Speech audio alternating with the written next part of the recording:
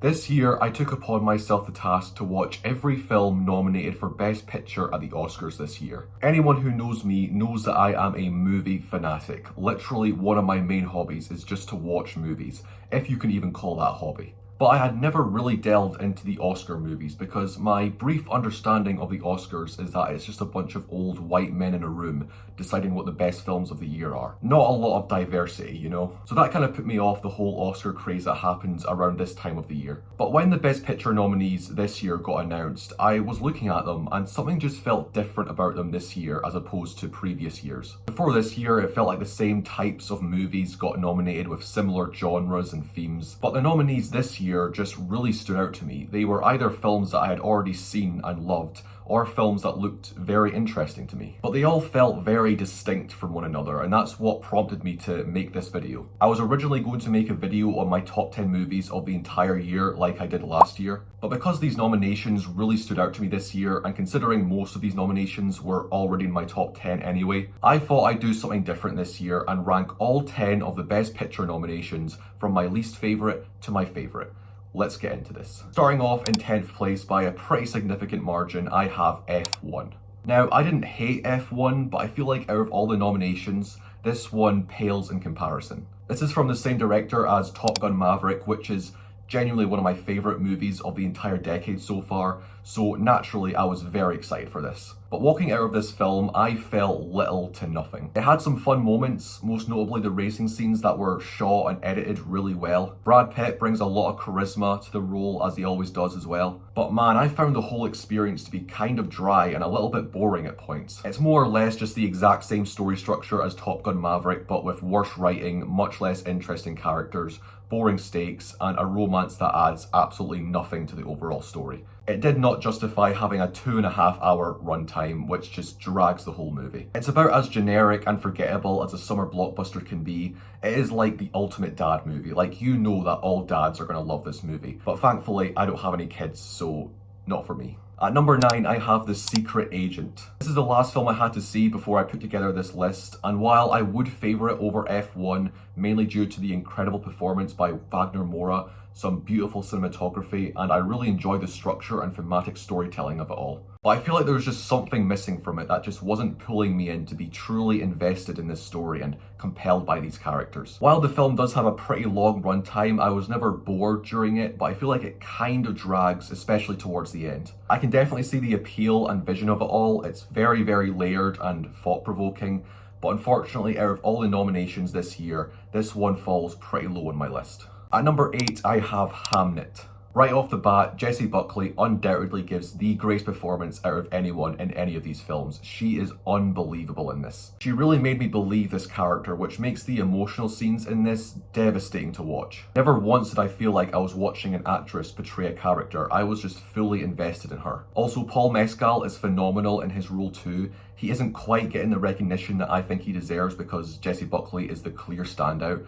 but I thought he was amazing in his role as well. There are films on this list that just hit me more entertainment-wise, which is why Hamnet isn't higher on the list. But I do recognise it is a really well-made, thematically rich movie. The Hamlet performance at the end I found to be really powerful and the best part of the movie. It just summed up everything that made the movie great, like the realism, the performances, the emotional beats, and so on. In 7th place is Sentimental Value. While I think Hamnet has the best performance of the year, I think Sentimental Value has the best performances of the year. Honestly, Stellan Skarsgård, Elle Fanning, Renate Reinsve, I'm sorry, I butchered the hell out of that, all deliver top shelf acting, and that is where the real quality in this film is found. Of all the nominees, this had some of the best filmmaking and writing. I was really impressed with how the story unfolded and all the relationships between all the characters. I really enjoyed it. I found it to be quite meaningful as well. Coming in at number 6 is One Battle After Another. This may be a lot lower than what people might expect, but that just goes to show how incredible the nominations are this year.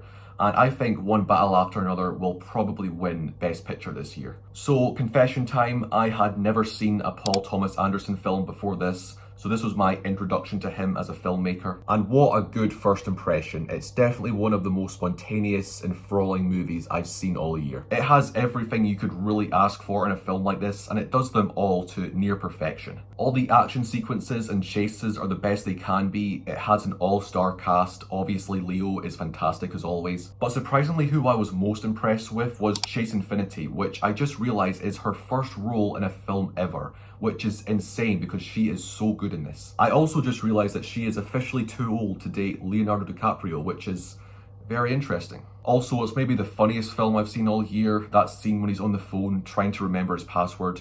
It's so funny. Starting off my top 5 is Begonia. Again, this is my first experience with a Yorgos Lanthimos film. I had heard good things about Poor Things and Kinds of Kindness the past few years, but I never got around to seeing them. I absolutely loved Begonia from start to about 5 minutes before it finished, and those who have seen the film probably know what I'm talking about, but we'll get into that later. It is so unique in its style and structure. I was constantly on the edge of my seat, bouncing back and forth between this unstable guy's messed up worldview and the CEO's lady's reckoning with it. It makes for one of the most engaging and intriguing films out of all the nominations this year. Jesse Plemons is unbelievable in this movie, and Emma Stone is incredible in her role too. I was thoroughly enjoying it up until the ending. I appreciate it was very ballsy, but it just felt so out of left field to me in the way that I was interpreting the film, and I just don't think the ending was the right choice in my opinion. Number 4 is Train Dreams. Train Dreams really made me depressed.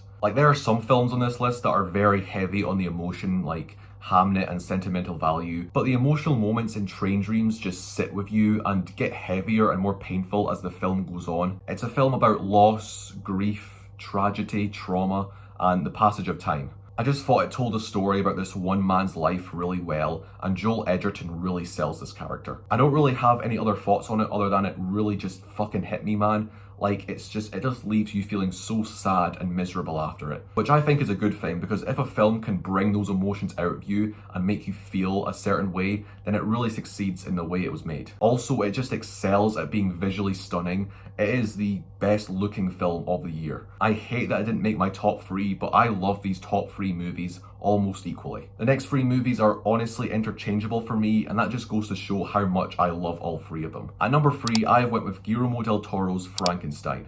I absolutely loved Frankenstein. It is a magnum opus crafted to perfection. And you can tell how much the story means to Del Toro by how intricate and complex the film is. There have been many variations of Frankenstein put to film over the years, but what makes this one stand out is that it follows the overarching story of the original novel so closely, but it never feels like it has too much on its plate. It takes the source material and crafts an excellent modern day telling of that story. It has beautiful gothic cinematography, intimate themes about discovery of humanity and the consequences of ambition and greed. Oscar Isaac and Jacob Elordi were absolutely perfect for Victor and the creature. I found their relationship and their arc to be just so beautiful and just powerful. Additionally, I loved Mia Goth's presence in this too. She added a lot more emotional gravitas to the film, and I just really enjoyed seeing her. Now, my runner-up position. This was incredibly hard. I had to pick between 2 movies that I absolutely adored, but in the end, my second place is Marty Supreme.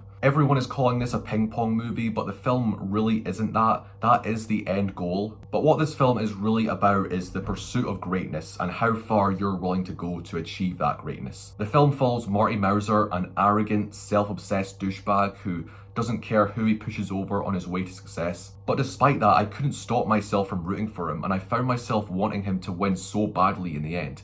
It can make for quite an anxiety-inducing movie. And the reason for that is because I think Marty represents the little voice in the back of our head that wants so badly to succeed and triumph and be the best. That hits so hard for me personally because I am 24 years old, about the same age as Marty in this film. And I could really resonate with the desperation, the ego, the need to live up to the man that you know you can be. Along with that, the film is just so entertaining. It's constantly moving at 1,000,000 miles an hour. It keeps you on your toes guessing how he's going to get out of all these situations.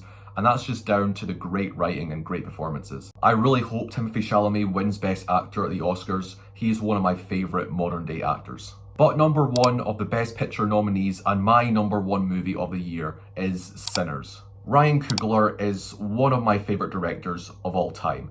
I'm not even joking. Creed is maybe my favourite sports movie of all time. The two Black Panther movies are genuinely top 5 of my favourite MCU films. And now with this masterpiece a part of his roster, Ryan Coogler's GOAT status is unquestionable. Sinners is part horror, part period piece, part thriller, part musical, and it's a vampire movie. All of this should not work, but it does. The writing, the directing, the way it presents its themes, its structure, all meshes so well, and it makes for such a phenomenal movie. It has themes about race and faith, it's a celebration of culture and music from all eras, and it includes things more personal like brotherhood. Seriously, last time I seen my brother, last time I seen the sun, oh my god, that shit means something to me, man. The entire first half of the movie is just setting the stage and building these characters, which is why when shit goes down in the third act, it feels so grand and epic. Michael B. Jordan is the man. He plays two characters in this movie that are twins,